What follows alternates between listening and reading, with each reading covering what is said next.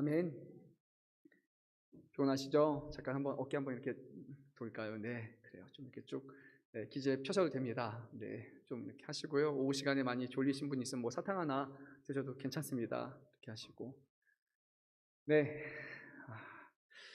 계속해서 우리가 나누고 있는 말씀이죠. 오늘 요한일서 오늘 말씀은요. 제목이 되게 뭔가 포괄적이죠. 그리스도, 적그리스도. 뭔가 우리가 적그리스도 하면은 약간 좀 조심스러운 그런 말씀인데 우리가 이 주제를 가지고 함께 나누고자 합니다. 사도 요한은요, 요한일서 말씀을 처음을 시작하면서부터 계속 이 내용을 염두에 뒀습니다. 교회 안에서 생겨난 이단이라는 존재에 대해서 처음부터 아주 중요하게 여겼어요. 그런데 이거에 대해서 조금 미뤘습니다. 제일 처음부터 이 주제를 거론한 것이 아니라 먼저 사도 요한은 성령의 감동을 받아서 참된 진리가 무엇인지에 대해서 먼저 얘기를 했고, 참된 교제가 무엇인지에 대해서 말씀했으며, 참된 사랑이 무엇인지에 대해서 또 전했고, 교회 공동체에게 믿음의 확신을 주고, 그리고 나서 더불어 세상에 대한 경고의 말씀을 한 후에야 비로소 가장 끝에 이 주제에 대해서 말하기 시작합니다. 그러니까 처음부터 이단이 무엇이냐라고 말하는 것이 아니라 우리가 갖고 있는 것이 무엇이냐, 우리가 아는 것이 무엇이냐, 바로 우리가 알아야 될 그 진리에 대해서 먼저 말씀한 후에 그 다음에 비로소 이단에 대한 말씀을 전하는 것이에요. 그러니까 중요한 것은요, 우리가 이단은 어떤 사람이고 이단은 뭐 어떤 문제가 있어, 이단에 대한 어떤 그런 디테일을 아는 것이 중요한 것이 아니라, 물론 그런 것도 필요는 하지만 더 중요한 것은 우리가 갖고 있는 진리가 무엇인가, 그것을 아는 것이 제일 중요해요. 우리가 무엇을 믿는가, 우리가 어디에 서 있는가를 아는 것이 가장 중요하고, 그것을 안다면 우리는 거기서 떠나 있는 사람들을 바라보며 진리가 아닌 것을 그것으로 알 수 있는 거예요. 뭐 신천지는 어떤 특성을 가지고 신천지를 뭐 싸우는 방법은 뭐고, 그거를 아는 것이 중요한 것이 아니라 더 중요한 것은 우리가 진리가 무엇인지를 정확하게 아느냐. 그러면 다른 것을 분별할 수 있는 능력이 그 안에 있는 거예요. 근데 문제는 우리가 진리를 모른다라는 거예요. 많은 사람들이 진리에서 떠나고 진리가 무엇인지, 우리가 무엇을 믿고 어떻게 살아가야 되는지를 모르기 때문에 오히려 그 안에서 진리와 비진리가 혼동되기 시작하고, 그리고 교회에 다녔던 사람들이 다른 이단에 빠지게 되는 거예요.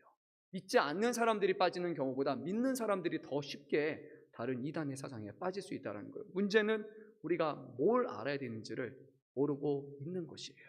그래서 오늘 사도 요한은요, 이미 2000년 전부터 이 문제에 대해서 너무나 잘 알고 있었어요. 우리가 진리 위에 서 있느냐. 다시 한번 우리에게 도전하며 말씀합니다. 우리 20절에서 21절 말씀 한 목소리로 읽도록 하겠습니다. 너희는 거룩하신 자에게서 기름 부음을 받고 모든 것을 아느니라. 내가 너희에게 쓰는 것은 너희가 진리를 알지 못하기 때문이 아니라 알기 때문이요, 또 모든 거짓은 진리에서 나지 않기 때문이라. 아멘. 우리의 것을 알지 못한다면 우리의 믿음은 언제든지 세상의 유혹 앞에 흔들릴 수밖에 없는 거예요. 오늘 말씀을 살펴보면서 잘못된 이단 사상 앞에 흔들리지 않는 우리의 믿음, 그리고 우리에게 주시는 진리를 우리가 다시 한번 점검해 보고요, 그리고 그것을 통해 우리의 신앙을 보다 견고하게 정말 말씀적으로 신앙적으로 세워갈 수 있기를 소망합니다. 첫 시작은 이것입니다. 진리 가운데 있으며 진리를 가르치는 교회 안에서 왜 이단이 발생하는가라는 거예요. 우리는 교회를 중요하게 여깁니다. 그리고 우리는 하나님께서 이 교회의 주인 되심을 믿고 하나님 앞에 늘 교회를 위해서 기도해요. 하나님이 교회를 보살펴 주시고 하나님이 교회를 다스려 주시고 하나님이 도와주시고, 그러면 분명히 하나님의 보호하심 가운데서 정말 안전하고 모든 것이 잘 돼야 되는데, 그럼에도 불구하고 교회 안에서 문제가 발생을 해요. 여전히 수많은 문제들이 발생을 합니다. 현실적인 문제, 물질적인 문제, 사람과의 관계의 문제일 수도 있고, 그리고 영적인 문제, 신앙적인 문제도 교회 안에서 계속해서 발생을 합니다. 하나님이 다스림에도 불구하고 그 하나님의 온전한 다스림에 우리가 온전하게 반응하지 못하고 순종하지 못하는 연약함이 우리 안에 있기 때문에 교회는 결국 이런 문제들이 발생하는 거죠. 근데 가장 큰 문제는 다른 것이 아니라 바로 신앙의 문제로서 심각한 문제인 곧 이단이 문제가 있어요. 말씀에서 진리에서 떠난 하나님과 성령님과 예수님에 관한 잘못된 신앙을 가지고 그것을 전하는 사람들, 그것을 가르치는 사람들이 계속 발생을 해요. 저희 이제 교회 말씀드렸잖아요. 몇 번 오셨던 다른 것을 믿으시는 분, 그분이 이런 얘기 하셨어요. 계속 예수님이 이 땅에 오셨고 이제는 여호와 하나님이 오셨어요 라고 얘기하는 거예요.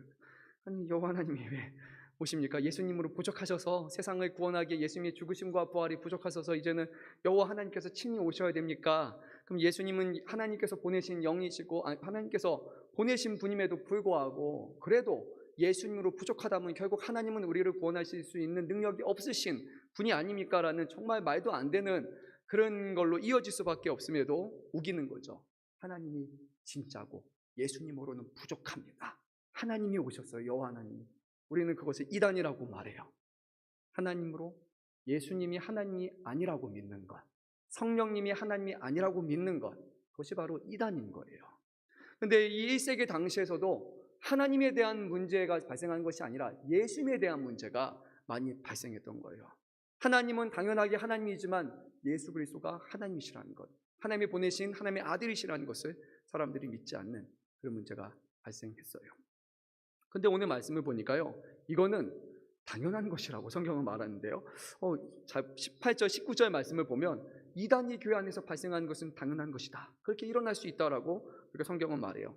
제가 이 말씀을 18절, 19절 말씀을 다시 전합니다. 첫째, 무엇을 말하냐면요, 마지막 때에는 적그리스도하는 이단이 반드시 올 것이다. 그런 이야기를 벌써 이미 들어서 알고 있다라고 오늘 사도 요한은 말해요. 그러니까 적그리스도가 오는 것은 이미 전제된 내용이에요.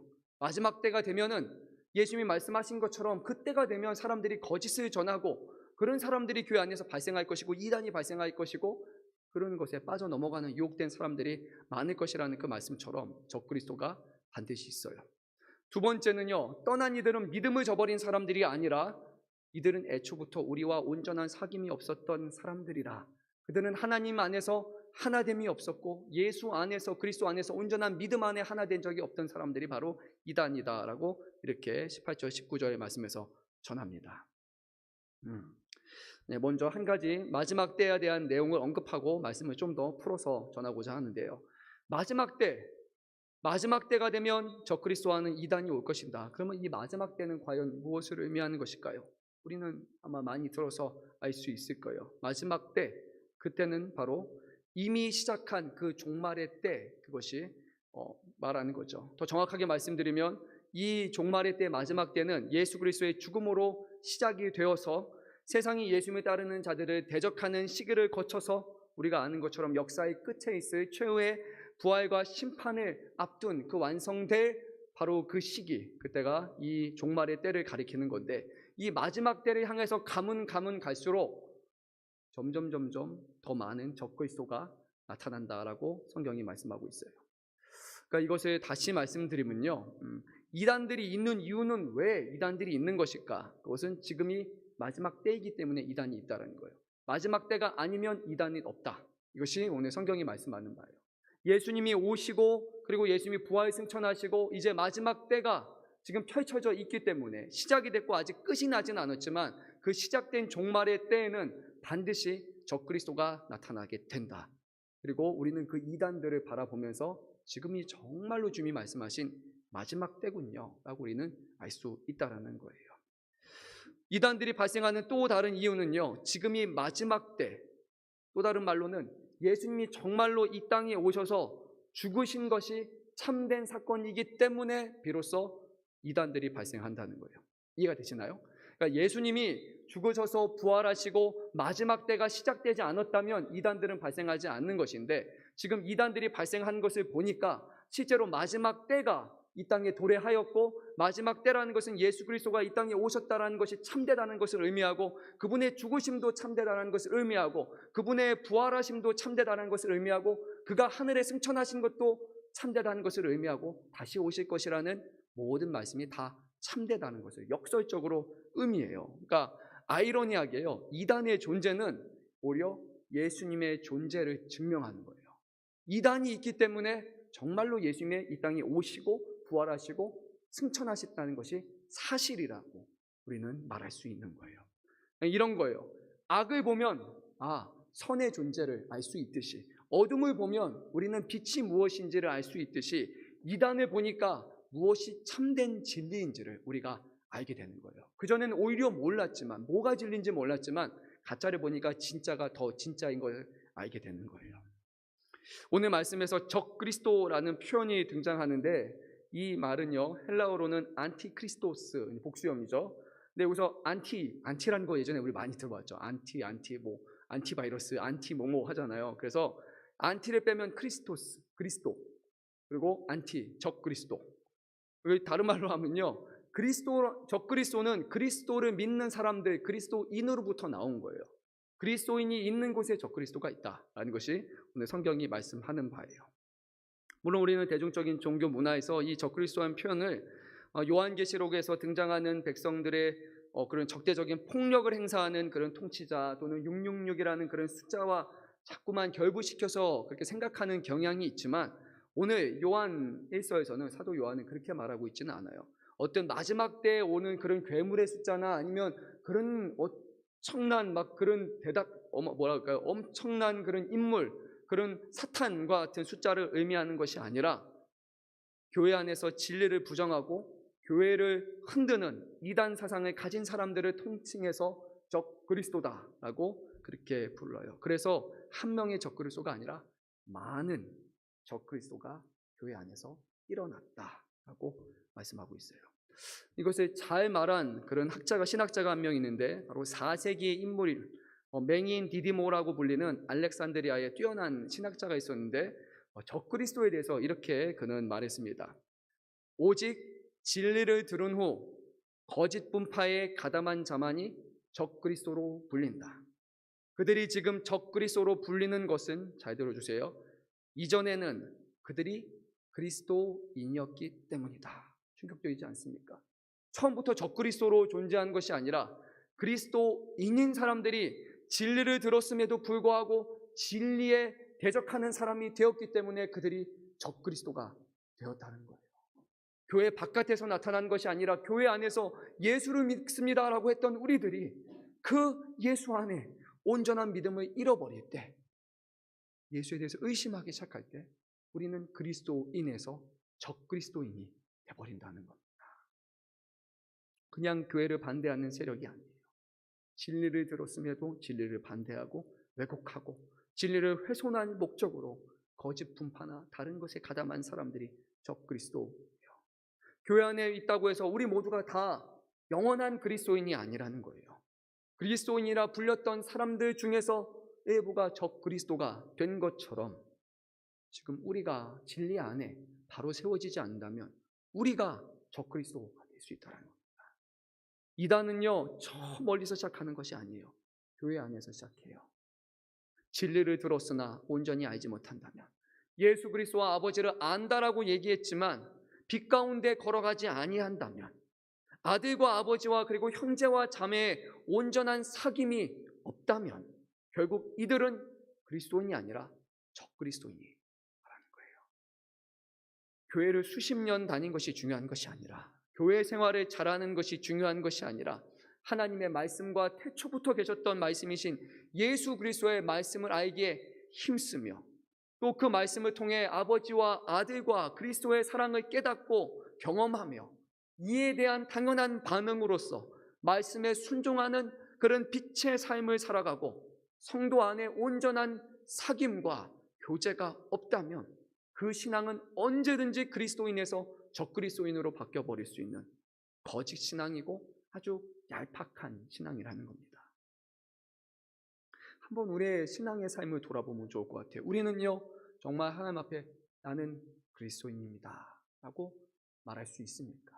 내 안에는 하나님을 사모하고 주의 말씀을 등불처럼 여기며 주의 말씀을 생명으로 여기며 이 말씀을 붙들고 살아가고 있습니까? 말씀 앞에 순종하며 변하지 않는 내 자신을 하나님의 말씀 앞에 복종을 시키며 내가 주인이 아니고 하나님이 주인이시니까, 하나님이 나를 죄와 사망에서 건져내어 주신 나의 구원자이시니까, 나의 구세주이시니까 오늘도 내 마음은 그러하지 않지만 주 앞에 순종함으로 복종함으로 내 삶을 변화시켜달라고 그렇게 주 앞에 떼쓰고 울며 부르짖으면서 주님 제발로 내가 믿음의 사람 되기 원합니다 라고 오늘 그렇게 우리는 주 앞에 맡기며 살아가고 있습니까? 아니면 말씀을 듣고 교회도 다니고 봉사도 하고 할 것 다 했지만 우리의 삶 가운데 진리신 그리스도가 없이 우리의 삶 가운데 사랑과 나눔과 은혜가 없이 우리 안에 하나님에 대한 어떤 것도 우리 삶 가운데 나타나지 않아요. 그리스도가 이 땅에서 행하신 것 같은 그런 사랑과 그런 말씀과 진리가 도저히 뭔지 모르는 우리와 동떨어진 삶을 살아가고 있다. 우리는요, 얄팍한 신앙, 그리고 적그리스도를 향해 가는 신앙을 갖고 있는 것입니다. 2000년 전에 그리스도께서 이 땅에 오심으로 시작된 이 종말의 때, 세상이 예수님에 따르는 자들을 대적하는 시기를 거쳐 이제 역사 끝에 있을 부활과 심판의 날에 완성될 향해 이 마지막 때는 가고 있어요. 참된 진리 안에서 우리가 끝까지 그 길을 향해 걸어갈 때 우리는 그리스도인이라 불릴 수 있는 것입니다. 사도 요한은 1장부터 계속해서 이렇게 말했습니다. 우리 너희 내가 라는 세 가지를 반복했어요. 우리 내가 너희, 우리 내가 너희. 그다가 처음으로 이제 그들이라는 표현을 사용하기 시작해요. 제3자 집단이 제일 처음으로 발생해요. 이 그들은 누구신가? 이들은 우리와 너희에 속하지 않고 떠난 그들이다 라고 3자라고 말해요. 그럼 과연 이 그들이 누구일까? 여러 사람들이, 여러 가지 신학자들이 다양한 이론들을 제시해서 말했는데 뭐가 정확한지는 저도 알지는 못하지만 이 가장 가능성 높은 그런 사례들을 제가 여러분에게 소개해 드리겠습니다. 첫째, 예수님의 교훈을 능가하는 신비적인 지식을 가졌다고 믿었던 영지주의자들이 아마 그들이 될 것이고, 예수님은 온전한 인간처럼 나타난 것뿐이지 인간은 아니었다라고 믿는 가현설주의자들, 또는 인간 예수는 그리스도의 영과 완전히 다른 존재였고 그리스도의 영은 인간 예수가 세례를 받을 때, 침례를 받을 때 잠시 임했다가 십자가에 달려 죽기 직전에 떠났다고 믿은 그린 그리스도인으로서 사람들은 이단이었던 케린투스와 관련된 사람이었을 것이죠.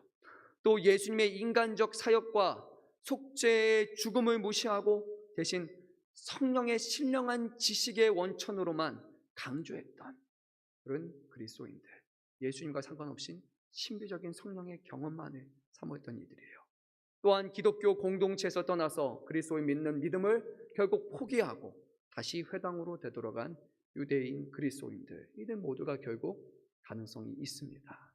이들 모두가 적그리스도라고 불릴 수 있는 사람들이에요. 이들의 문제는 진리의 귀를 기울이지 않았고 그 결과 이들은 그리스도에서 떠나간 적그리스도가 됐다는 거예요. 오늘 우리가요, 하나님의 말씀 앞에 귀 기울이지 않을 때, 우리가 그 진리 자체에 귀를 기울이지 않을 때, 우리가 듣고 싶은 것을 듣고 믿고 싶은 것을 믿어 할 때 우리 안에는 이단의 성향들이, 이단의 모습들이 나타날 수 있어요. 오늘 우리가 살아가는 시대는요, 이런 표현 아마 들어보셨는지 모르겠어요. 독자 반응 비평이라는 혹시 용어 들어보셨습니까? 뭔가 엄청난 것처럼 느껴지지만 독자 반응 비평이라는 것은요, 어떤 비평이나 어떤 해석도 텍스트의 본래 의미를 정확하게 밝히지 못하기 때문에 이게 뭘 말하는지 정확하게 우리가 알 수 없기 때문에 결국 그 의미의 해석과 해독은 독자의 몫이며, 독자는 자신의 지식과 경험과 환경 속에서 그 의미를 만들어가기 때문에 독자는 텍스트의 소비자가 아니라 생산자라는 거예요. 그러니까 말씀을 들었는데요, 그 말씀을 정확하게 말씀이 무엇이라고 전하는지에 대해서 알려고 힘쓰는 것이 아니라 나는 이렇게 생각합니다. 나는 이것이 맞는 것 같아요. 나는 이렇게 보니까 이것이 은혜가 되고 감동이 되는 거예요. 아, 이거는 그냥 이런 거예요. 이렇게 내 삶에 적용시키면 돼요 라고 말하며 스스로 하나님의 말씀의 소비자가 아니라 생산자가 되는 거예요. 다른 말씀을 만들어내는 거예요. 그게 오늘날 말하는 독자 반응 비평이라는 거예요. 성경 안에 있는 본래의 뜻을 명확하게 이해하기에 힘쓰는 것이 아니라 어려워, 힘들어 라고 말하고 우리의 지식과 경험과 환경 속에서 우리가 생각하는 대로 말씀을 해석하면 되는 거예요. 여러분 어떻게 생각하십니까? 실제로 교회 안에 이런 일들이 만연하지 않습니까? 이 말씀이 무엇을 의미하느냐가 중요한 것이 아니라 내가 어떻게 생각하느냐가 중요하다고 많은 사람들이 말하지 않습니까? 내가 좋아하는 말씀, 내가 붙드는 말씀, 모든 기준이 나예요. 내가 생산자가 돼버리는 거예요. 소비자가 아니라. 말씀의 본연 뜻보다는 내가 이 말씀을 통해서 무엇을 깨닫거나 은혜를 받은 것이 더 중요하다고 말해요. 하나님이 무엇이라고 말씀하시냐가 중요하지 않아요. 내가 어떻게 받아들이냐가 더 중요하다고 말하는 거예요. 좀 무서운 시대를 우리는 살아가고 있어요. 성경은 하나지만 성경을 해석하는 사람들은 교회 안에 수백 명이 돼버린 그런 무서운 시대를 우리는 살아가고 있는 거예요. 물론 하나님의 말씀을 온전히 깨닫는 것은 어려운 일이에요. 하지만 이 말씀은 어떤 기준과 분별력 없이 내 마음대로 해석하기 시작을 한다면 우리는 하나님의 말씀을 생산자가 됩니다. 두렵고 떨리는 마음으로 하나님의 말씀을 묵상하면서 하나님의 성령의 조명하심에 따라 이 말씀이 내 자의적으로 내가 생각하는 대로 해석되지 않고 정말 하나님이 말씀하시는 것이 무엇인지, 성경은 성경에 대해서, 하나님은 이 말씀에 대해서 무엇이라고 말씀하시는지 우리가 그것을 알기 위해 수십 번씩, 수백 번씩, 수천 번씩 읽으면서 주님 기도함으로 알게 하여 주십시오라고 도움을 구하지 않은 채 이런 거지, 이런 걸 거야 라고 말하기 시작한다면 그러면 우리는요 이미 진리에서 벗어나는 것에 익숙한 사람이 되었다는 겁니다. 목회자로서, 설교자로서의 저의 두려움은 이것이에요. 하나님의 말씀을 잘못 전할까 봐, 진리를 왜곡할까 봐, 정말 하나님 앞에 두렵고 떨리는 마음, 너무나 무거운 책임을 가지고 이 자리에 서요. 내가 생각하는 말씀을 혹시 전할까 봐, 내가 진리를 분별할 수 있는 스스로의 능력이 있다고 말하며 교만하게 말할까 봐, 정말 성령께서 전하고자 하는 말씀을 깨우쳐 주시기를 그것을 놓고 늘 두려운 마음으로 썹니다. 오늘날 우리가 살아가는 시대는요, 말씀 자체보다 말씀의 은혜와 감동을 더 중요히 여기는 시대를 살아가고 있어요.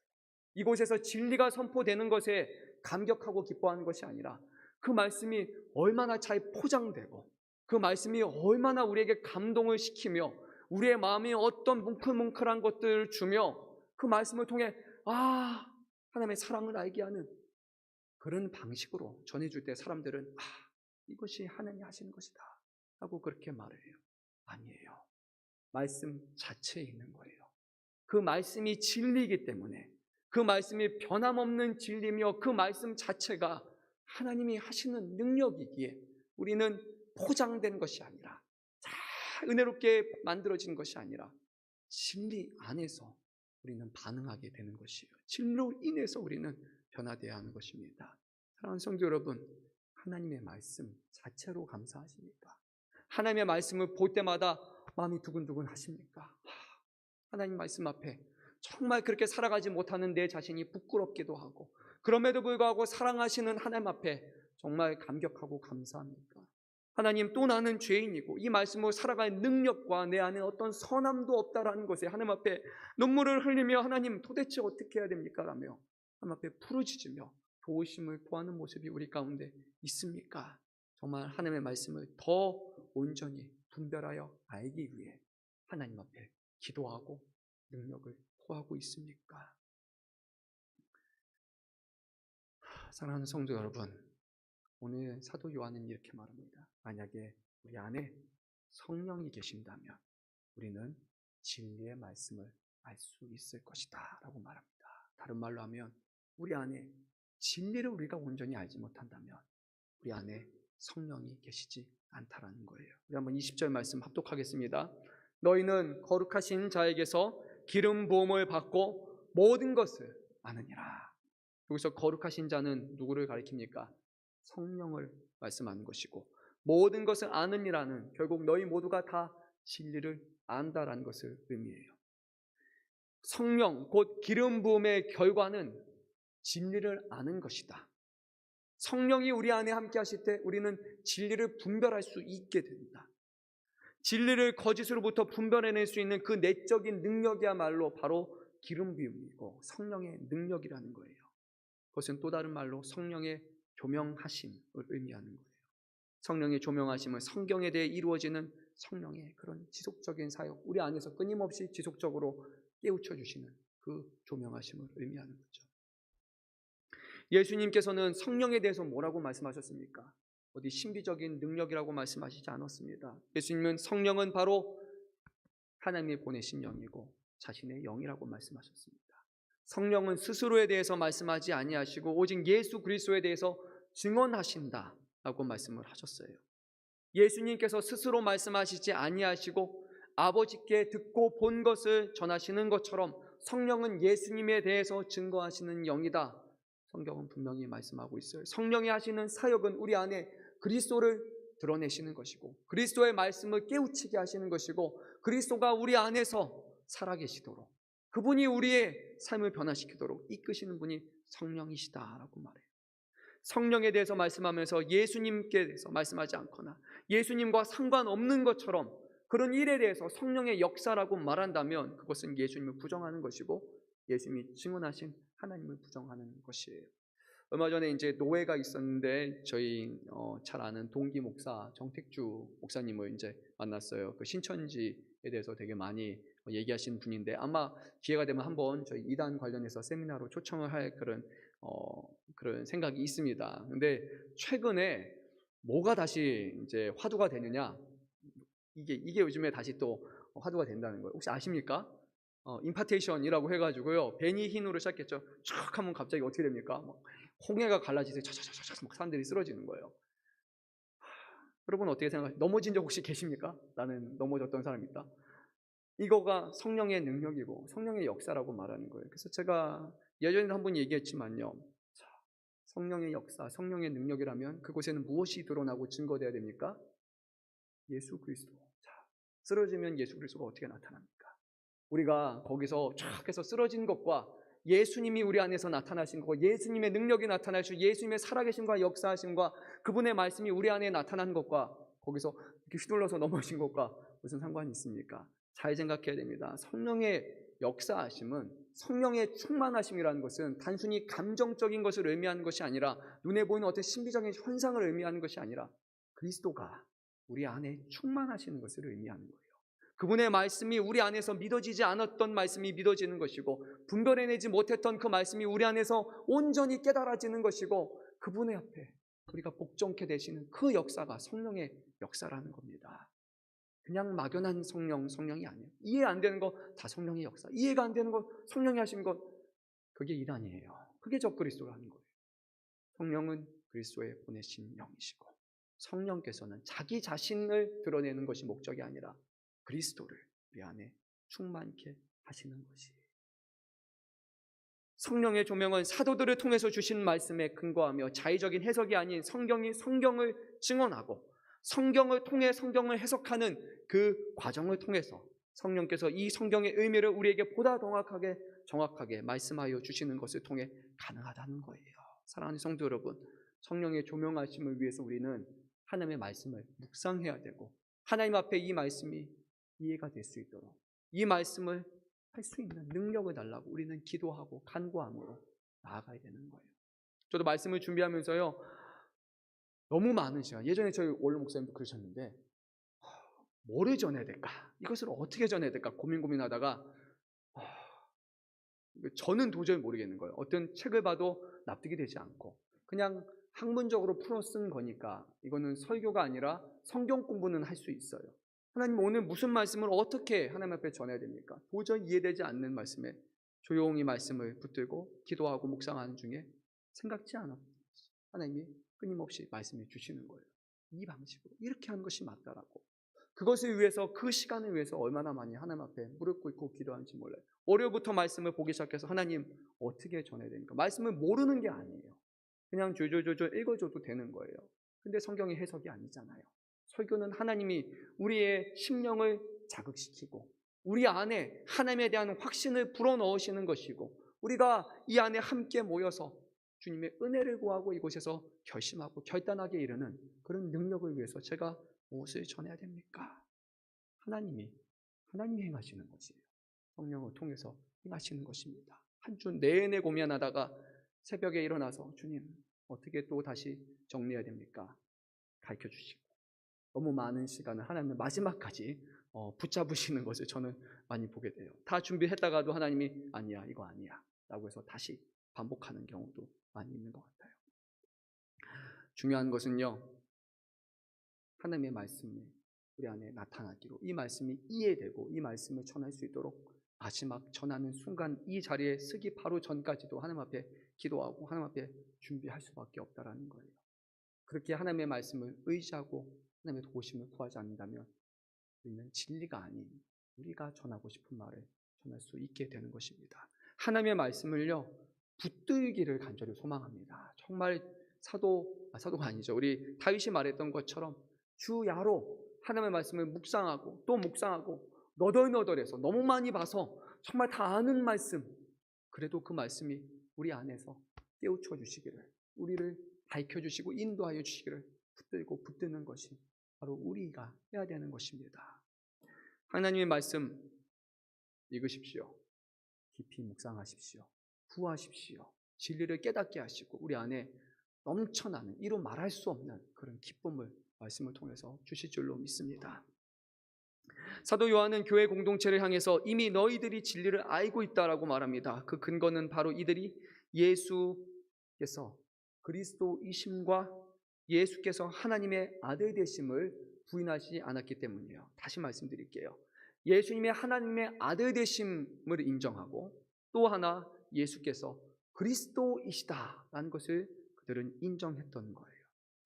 문제됐던 사람들 중에는 하나님을 부정하는 사람 없었어요. 하지만 그들은 예수님이 그리스도이시다, 기름 부으시고 하나님께서 태초부터 우리를 영원 전부터 우리를 구원하시기 위해서 구원의 방편으로 예정하시고 사용하시고 때가 차서 그의 경륜의 때에 우리에게 나타내시고 보내신 그분이라는 것을 명확하게 믿는, 그리고 그것을 고백하는 그런 그리스도라는 것을 사람들은 부정했다는 거예요. 예수님이 그리스도시라는 것은 하나님께서 보내신 메시아, 곧 자기의 백성을 자기의 죄에서 구원할 자이며 예수 그리스도의 보혈을 통한 죄 사함과 부활을 통해서 주님은 이것을 이루셨다라는 것을 정확하게 믿느냐라는 겁니다. 사랑하는 성도 여러분, 여러분 믿으십니까? 예수님의 보혈이 우리의 죄를 사하는 능력이 있다는 것을 아십니까? 믿으십니까? 정말로 그것이 여러분에게 믿어지십니까? 아니면 들어서 지식적으로 알고 계십니까? 예수 그리스도의 보혈을 통하여 예수를 믿는 자에게는 영생 곧 부활을 우리 안에 주셨다는 것을 여러분 믿으십니까? 예수의 보혈을 그래요? 부정하거나 자신이 죄인이라는 것을 시인하지 않는 사람들은요, 결국 그리스도를 모르는 사람들입니다. 내가 죄인이라는 것, 내 죄가 그리스도를 십자가에 못 박아 죽게 했다라는 것, 내 죄는 영원히 구원받지 못하는 그런 죄라는 것, 내 죄의 문제를 영원히 해결할 수 없는 죽음 바 된 자였지만 오직 하나님의 은혜와 자비하심을 따라서 예수님의 속죄하심을 통하여 죽은 내가, 영원히 죽어야 될 내가 구원을 받고 새 생명을 얻었다라는 사실을 정말로 믿고 고백하는 사람들만이 참된 진리 가운데 있는 사람이고 그리스도인이라 부르는 사람이에요. 예수님의 부활을 인정하지 않는 사람들은 거짓을 말하는 사람들이고 알지 못하는 것을, 믿지 못하는 것을 믿는다라고 말하는 거짓말쟁이에요. 예수 그리스도께서 인간이시며 동시에 참 하나님이라는 것을 인정하지 않는 것은 또다시 거짓을 말하는 거예요. 사실 자체를 부정하는 것이고 믿어지지 않는 것, 거짓을 말하는 사람들이에요. 예수께서 하나님의 독생자이심을 부정하는 것도 거짓을 말하는 사람들이에요. 이런 거짓을 말하는 모든 사람들은 결국 아버지와 아들을 부인하는 자들이고 그들은 오늘 말씀에서 전하는 적 그리스도라고 성경은 명확하게 말씀하고 있습니다. 그리스도인이십니까? 아니면 적 그리스도입니까? 우리가 진리 안에 머물러 있지 않다면 우리는 진리를 대적하는 적 그리스도라는 것입니다. 하지만요, 아들을 시인하는 자에게는 아버지가 계시고 아들과 아버지는 한 분이시기 때문에 예수를 아는 자에게는 예수 그리스도를 통해서 하나님의 자녀가 되는 놀라운 은혜를 주시며 그리고 우리 안에 지금도 살아계시며 진리가 믿어지고 진리가 진리됨을 고백하게 하시고 그리고 그 진리로 인해 기뻐하는 놀라운 일들을 우리 안에 이루어 주십니다. 사랑하는 성도 여러분, 오늘날은 진리가 왜곡되고 부정되는 시대를 우리는 살아가고 있어요. 진리를 말하는 것을 사람들이 이상한 것처럼 말하는 시대를 살아가고 있어요. 진리가 어디 있냐고, 막힌 사람이라고, 꽉 막힌 사람이라고 이렇게 전하는 시대를 살아가고 있어요. 그런데 진리는요, 변하지 않는 것이에요. 시간이 지나고 환경이 바뀌어도 어떤 상황에서도 영원히 변하지 않는 것이 바로 진리예요. 그 진리는 단 하나밖에 없습니다. 예수 그리스도를 믿는 자만이 구원을 받는다라는 이 진리는 영원토록 변하지 않습니다. 그 진리를 붙드시기 바랍니다. 진리 안에 서 계신다면 감사하시기 바랍니다. 진리를 아는 자가 되었다고 우리는 죽을 때까지 자랑해야 되는 것이 바로 이 놀라우신 은혜이고 복음인 줄로 믿습니다. 사랑하는 성도 여러분, 마지막으로 말씀드립니다. 두렵고 떨리는 마음으로 하나님의 말씀을 깊이 묵상하십시오. 성령의 조명하심을 구하시고 그리고 하나님의 말씀을 깨달아짐으로 감사하시고 모르는 것이 있으면요, 혼자 생각하지 마시고 물어보세요. 그리고 물어보고 배우고 깨달아서 우리는 믿음이 약한 사람들에게, 알지 못하는 사람들에게 가르칠 수 있는 그런 아비와 어미가 되어야 할 것입니다. 교회 안에 하나님을 아는 지식을 사모하고 하나님을 향한 열심이 더욱더 이 안에 유별나고 뛰어난 그런 교회가 될 수 있기를 간절히 소망합니다. 우리 찬양 한 곡 부르고 기도하는 시간 갖겠습니다.